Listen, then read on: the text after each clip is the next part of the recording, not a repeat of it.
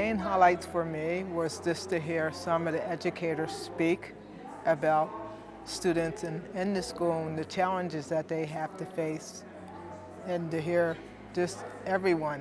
I mean, when the gentleman who spoke before me, he talked about kids and play. And my speech actually was a part about kids and play, that we don't let our kids play enough. And that brings a big problem because they don't sleep well, and then they can't study in school well. And in my context, when I use the term children playing, I used it in a different term, where children who play, they don't see the difference in other children if they have an intellectual disability, or here they use the term as a person of determination. Regular children, when you look at children playing, all they want to do is play the game. And I was explaining to the audience yesterday, I was at a robotics session, and it was called Unified Robotics. And the audience was a lot of little children and their parents. And those children, when they saw these robotics, they went over and they started playing. You didn't see a kid say, oh, you're different, you can't play. They just played. And the reason why I was here was that same method is to tell the teachers that people of determination should be included in the school system. The technology is changing so fast. And for these teachers to teach, they don't also have to keep up with the lesson plan of changing, but the changing with the kids, with the technology, with what's happening. And now that we have persons of determination that are in schools, the technology and the robotics could probably assist the teachers with some of the learning plans, also for students of determination.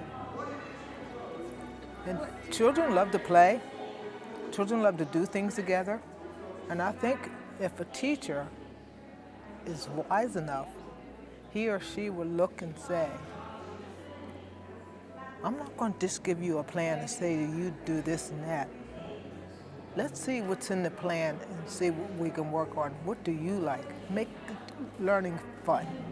I just heard a teacher tell me that they have a computer system where the kids can get on, not only learn about the weather. She says, oh, I could teach the kids about the weather, but they have a program that's done through a computer where the students can get on, meet a kid from another country, not only learn about the weather, but learn about the geography of the country, learn about the child from another country. That's making it fun. And the kid is learning. And too much today with teachers, there's this too much packed in a small frame. And like I said to my audience today, I know you have a full schedule. You have the laws you have to follow, you have the rules you have to follow, you have certain students you have to follow. But if you're a creative teacher, you can make room for all. That the teacher and the student can bond. And the most important aspect is that the teacher has the opportunity to be able to teach the students to their needs and not being told, you have to teach this, this, and this. And then your students are struggling. But if that teacher could be more creative and motivate that student in a different way, that should be allowed, as long as that student can learn this, this, and this.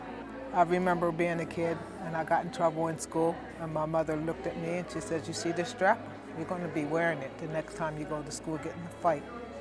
That teacher is your mother for 8 hours.